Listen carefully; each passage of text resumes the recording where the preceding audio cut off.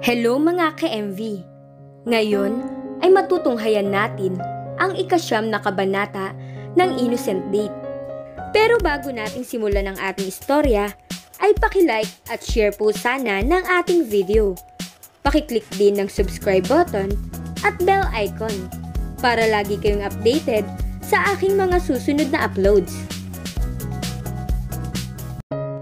Mommy, can I ask you something? Tanong ni Miggy na sandaling ikinagulat niya. Matatras na talaga itong magsalita ng English. Baby, what is it? Automatic kong nakita niya ang biglang paglungkot ng mukha nito. Nabahala tuloy siya, kaya mabilis na nilapitan niya ito. Hey, ano ba yung tatanong mo? Bakit papakasal si Tita Hana at Daddy Al? Tanong nito. Diba ikaw mami ko? Dapat kayo ni Daddy ang pakasal. Tila bambang sumabog sa pandinig niya ang narinig. Daig pa niya ang sinaksak ng 1,000 beses sa kanyang narinig. Halos hindi siya makahinga sa kanyang nalaman. Bagaman hindi niya alam kung totoo man iyon, hindi pa rin niyang maiwasang masaktan ng lihim. Sino namang nagsabi sa iyong papakasal si Tita Hana at Daddy mo?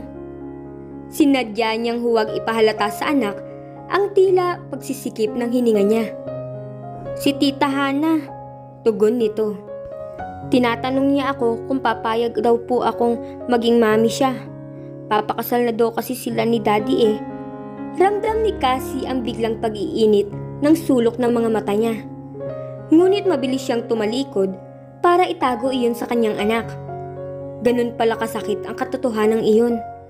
Para na rin siyang namatay ng mga sandaling iyon. Mommy, are you crying? Tumayo sa harapan niya si Miggy habang pinagmamasdan siya. No, of course not.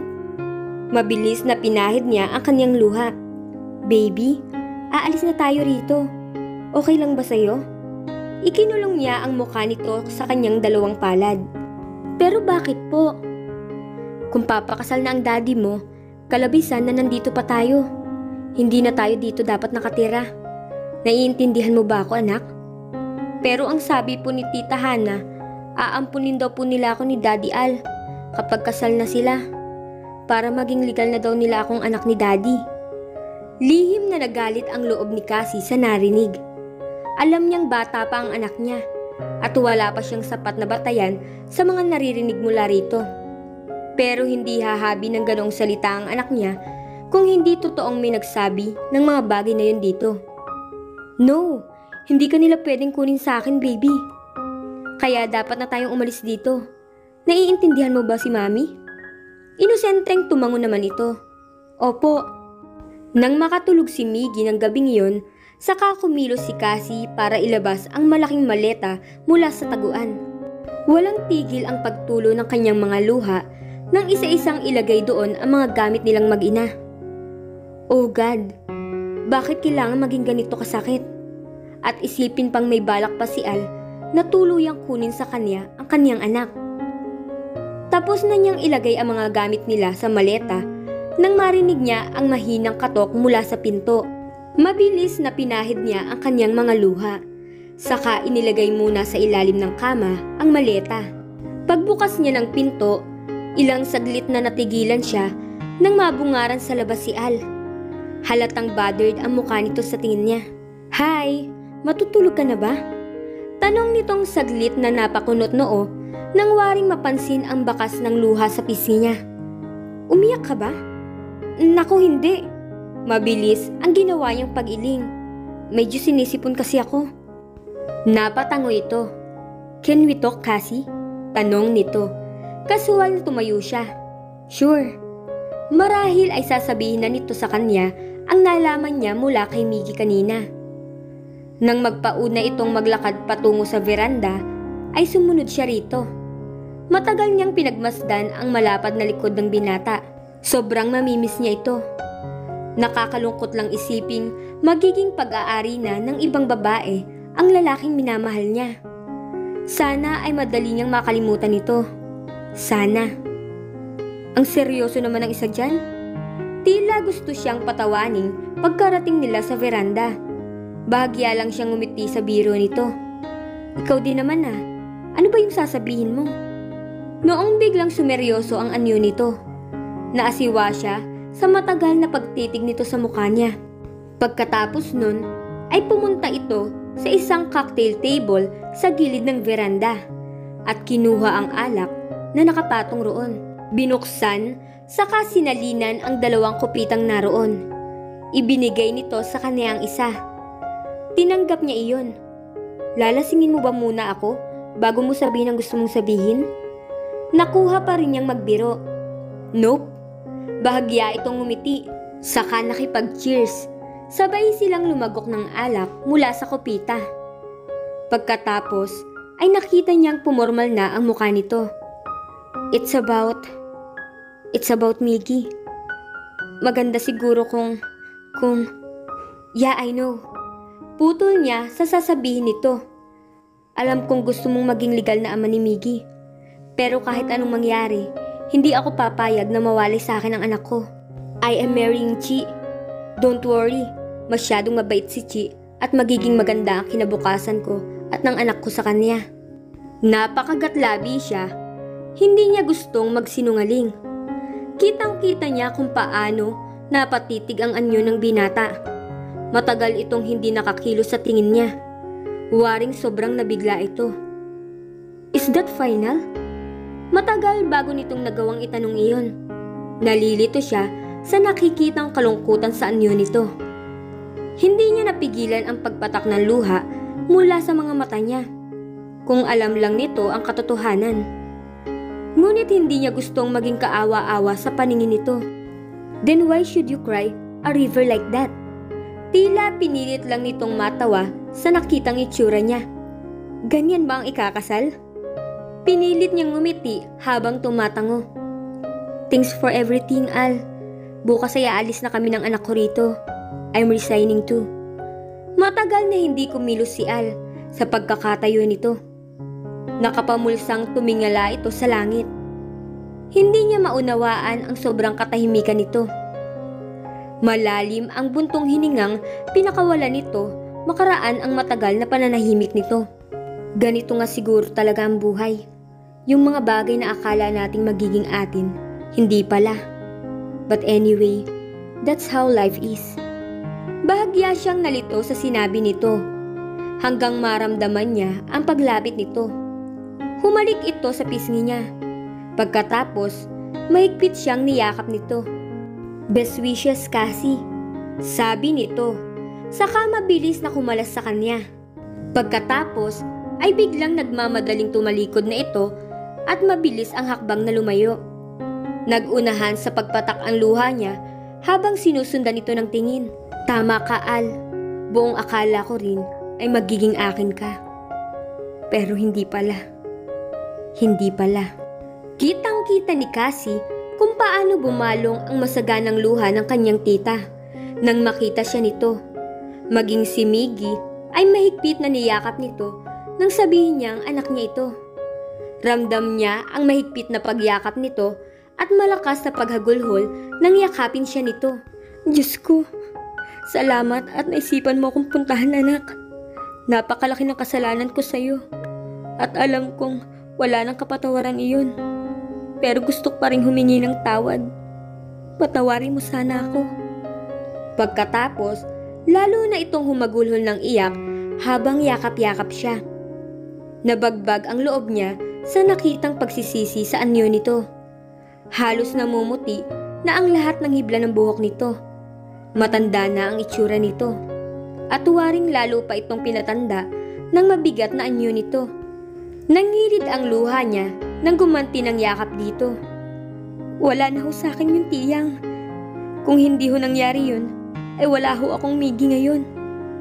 Mami, what are you two talking about? Sabi ni Miggy habang tila nagtatakang nakatingin sa kanila na sukat ikatawan ng kanyang tita. Diyos kong bata ito at kagaling mag-Ingles. Natatawang napakalas sa kanya ang kanyang tita at hinarap si Miggy. Naluluhang niyakap din ito ng mahigpit ang anak niya. Kay gwapo-gwapo ng apo ko. Halik kayo sa kusina. Hindi ko alam kung anong pumasok sa isip ko kanina at nagluto ako ng masarap na hapunan. Yun pala ay may darating akong bisita na napakatagal ko nang inaasam na dumating. Halika yung mag-ina. Kamusta ang buhay niyo rito, tita? Sabi nito habang hawak-hawak si Miggy at sumusunod dito sa kusina. Nagtitinda ako ng bigas sa palengke, anak. Mula nang umalis ka, ay parang nagising ako. Sinimulan kong itigil ang pagkakalulong ko sa sugal. Okay naman ako. Unti-unti ko nang nabayaran ang mga pagkakautang ko noon. Napangiti si Cassie sa narinig. Tingin niya ay nagbago na nga ang kaniyang tita. Magana silang kumain ni Miggy ng hapunan kasalo ang kaniyang tita. Sa kauna-unahang pagkakataon, mula nang lumaki siya sa poder nito, ay ngayon lang niya naramdamang pinahahalagahan siya nito maging ang anak niya. Waring hindi maipaliwanag ang kaligayahan nito sa labis na pagkagilos sa kanila. Kung sa bagay, ay sila na lang naman talaga ang natitirang pamilya nito dahil isa itong matandang dalaga. Bagamat hindi ito totoong kapatid ng yumaong ina niya, ay totoong tiyahin na rin ang turing niya dito. Adoptive sister lang kasi ito ng yumaong ina niya. Anak, matanong nga kita, ikaw bag ay may problema? Pabiglang nilingon ni Cassie ang kanyang tita mula sa panunood sa paglalaro ni Miggy sa Bermuda grass sa harap ng bahay ng kanyang tiya. Iyon ang gusto niya sa paligid. Presko ang sariwang hangin at magandang tingnan ang mga bulaklak ni tita na nasa harapan ng kanilang bahay. Tita, wala naman ho. Ngumiti siya rito para hindi ito mag-alala pa. Hindi rin pala niya magawang itago ang nararamdaman niya. Hanggang ngayon ay nalulungkot pa rin siya. Sa gabi, bago siya matulog, ay hindi niya maiwasang umiyak. Pero para sa anak niya, ay alam niyang dapat niyang kalimutan si Al. Ikakasal na ito kay Hana. Hindi niya gustong maapektuhan si Miggy kapag nakita nitong mas higit din siyang nalulungkot. Sa tanda kong ito, ako pa ang paglilihiman mo? Sabi ng kanyang tita. Alam kong may dahilan kung bakit ka nagkakaganyan. Mula nang dumating kayo rito, napapansin kong palagi kang malungkot. Hindi siya nakaimik sa sinabi nito. Ang masasabi ko lang anak, kung pag-ibig man yan, mas mabuting gawin mo kung ano ang makakapagpaligaya sa'yo. Huwag kang gumaya sa akin. Tingnan mo ako. Nang dahil sa pride, mas pinili kong mag-isa. Huli na para magsisi. Masaya lang ako dahil narito kayo ngayon, anak. Ikakasal na po kasi siya, tita. Wala na po akong ibang pwede pang gawin. Yung daddy ba ni Miggy ang tinutukoy mo? Tanong nito. Marahan naman siyang tumango. Maya-maya pa, napangiti ito sa pagtataka niya. Marahan siyang hinaplos nito sa buhok. Alam mo anak, kung talagang hindi siya nakatakda sa isang tao, ay gagawa ng paraan ang nasa itaas. Natatandaan mo ba noong hindi natuloy ang kasal niya noon? Dahil nakatakda siya sa iba. Tandaan mo yan anak. Alam niyo yun tita? Nagtatakang tanong niya rito. Abay syempre naman anak. Kilala ang pamilya niya rito sa Santa Rita. Malungkot na lang na napangiti siya nang muling maaalala ang binata. Ngumiti lang siya kay tita nang maramdaman ang pagpisil nito sa balikat niya. Maya-maya ay lumapit ito kay Miggy at nakipaglaro ng bola rito. Napuno ng tawa na ng maglola ang loob ng hardin. Kahit papaano ay nakabawas sa lungkot ni Cassie ang cute na hagikik ng kanyang anak. Napadaan nga pala ako kanina sa rest house ng mansyon. Sabi ng tita niya na ikinagulat niya. Mula sa paghihilamos ng muka ay napabaling siya ng tingin dito. Mukhang ang saya dun anak. Napansin ko kanina yung mga barkada ni Al, nagje-jet ski. Bigla ang pagsikdo ng dibdib ni Cassie sa narinig. Ngunit nanatili siyang tahimik. Hindi ko lang alam kung nariyan si Mrs. Adele at yung Al. Pero ang sabi ng mga kapitbahay natin, uuwi daw at maghahanda sa piyesta ng Santa Rita. Matagal siyang natahimik. Saglit lang siyang nakaramdam ng tuwa sa kaalamang maaaring umuwi ang binata. Parang naulit lang ang nangyari noon. Bago ito ikasal, ay umuwi ito sa Santa Rita. At ganoon din ngayon. Marahil ay nalalapit na ang kasal nito at ni Hana. Hindi na naman niya maiwasang bumigat ang dibdib sa naisip.